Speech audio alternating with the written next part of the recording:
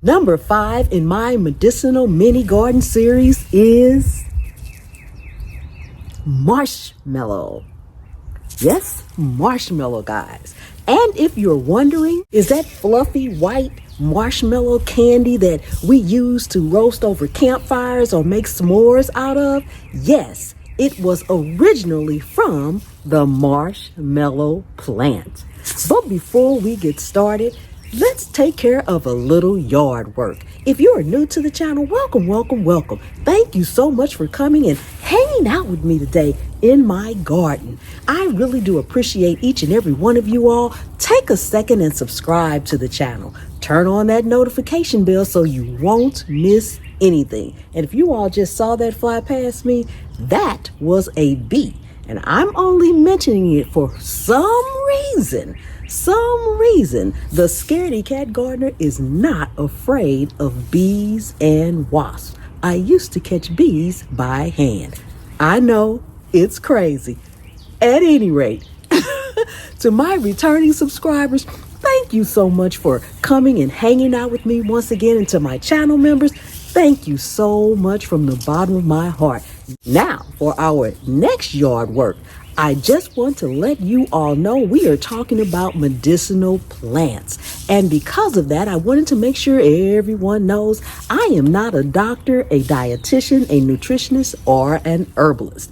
I am just Pam, and I am sharing with you what I am planting in my garden and the research that I have done to find out all about the medicinal and culinary uses of the plants that I am using.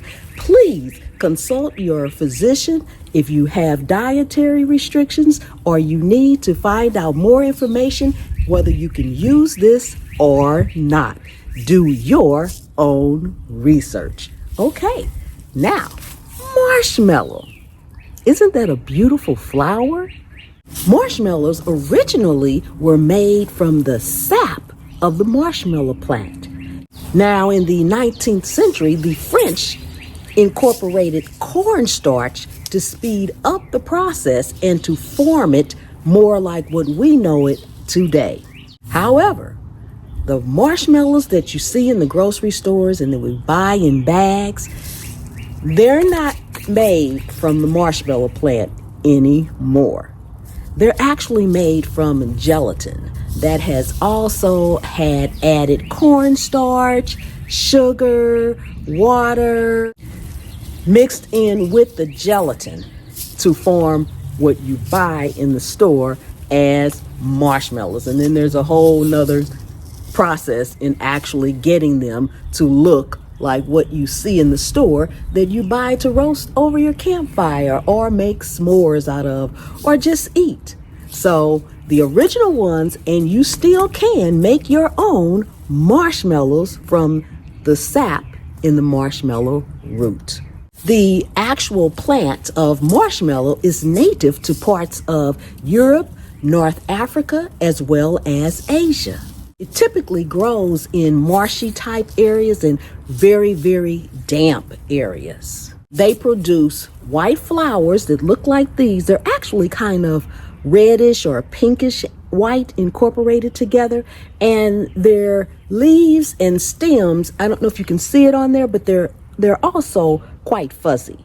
Now, using the root of the plant dates back to ancient Egyptian times, where they use the root of the plant to soothe coughs and sore throats, as well as heal wounds, and it's also used for chapped skins, chapped lips, things of that nature.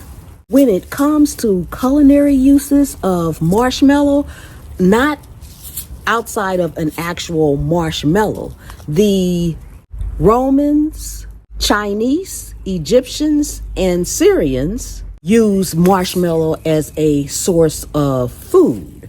The leaves and stems can be eaten raw and are typically used in salads as well as added to sandwich, how we would add lettuce to our sandwich. The flavor is similar to spinach for the leaves and the stems, and you can also eat the seeds. They have a nutty type flavor. Other medicinal uses: it aids in asthma, bronchitis, inflammatory bowel disease, indigestion, as well as stomach ulcers. And it is also used to calm inflammation of the skin. Now, when growing marshmallow, it does need a lot of moisture. So keep that in mind if you have any type of water restrictions or you don't want to use a lot of water. Marshmallow is going to need to stay moist. The roots, which are used for a lot of the medicinal uses, they are long and thick. They're like a pale yellow, and they're tapered. But they do have a flexible exterior to them. Not sure if you can see it on here, but the leaves of the plant are short and round. And the edges, if you can see along there, the edges are irregular, kind of jagged-like. And they can have anywhere from 3 to 5 lobes. As I mentioned before, the flowers are a reddish white, and they have 5 petals for each flower.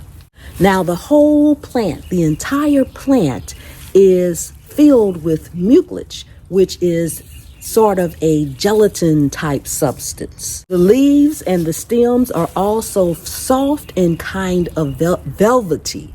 It is also a perennial. Remember, I told you all I'm trying to use as many perennials as possible. Now, everything won't be a perennial, but marshmallow is a perennial.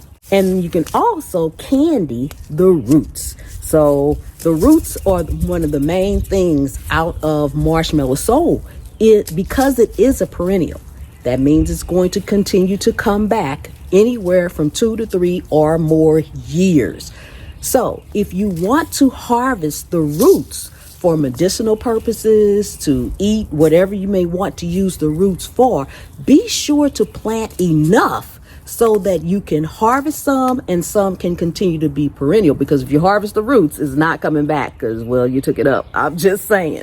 Remember that, okay? Just remember that. If you need the roots and you're not so interested in the flowers or the stems or the leaves, make sure you plant enough. You can sow these directly after the last frost. Now, my last frost is like the first week in April. I can't remember the exact date, but it's like the first week in April. So I will be planting anything I can at that time. Before that time, probably on the very next, you can see I have on my hoodie. It's a little chilly out here. I'm going to wait till we have one of those days because our weather right now is going up and down. I'm going to wait till I have one of those days that it's about 70 degrees, and I'm going to come in here and I need to clean up my garden. I mean, I don't know if you can see anything, but I've got a lot of cleanup to do this year because typically I do it in the fall so that I won't have to do it in the spring, but let's move on. Okay, it's going to take approximately 14 to 21 days for germination. You need a soil temp of 65 to 70 degrees Fahrenheit for it to germinate. You need full sun. So make sure if you plant marshmallow, you plant it in a place that's going to have full sun. And unfortunately, I only really have one corner of my entire garden or yard that gets full sun, and I'm always at a struggle to what do I want to put there because it's going to do the best. So I have to actually say to myself, what is the most important plant for me that I want to make sure I get no matter what? Now, I get enough sunlight that everything will grow, but things that need that full sun, they won't grow as well. You know, it may, instead of it being a 6-foot plant, it may be a 4-foot plant. Instead of it being real bushy, it may be a smaller plant. They tend to grow, they do produce, just not as well. Also, your planting depth is 1/4 inch, 1/4 of an inch. So you just barely put it under that soil, barely put some soil on top of it. You need to, as I said, they need to stay moist. That means you need to water regularly, but make sure they're not soggy. Moist does not mean soggy, okay? It means the soil needs to be damp, but not drenched. So, again, if water is a concern, you might want to take a second thought if you are considering marshmallow. I'm Pam. This is Zone 8A. And anywhere you can sit a pot, you can grow a plant.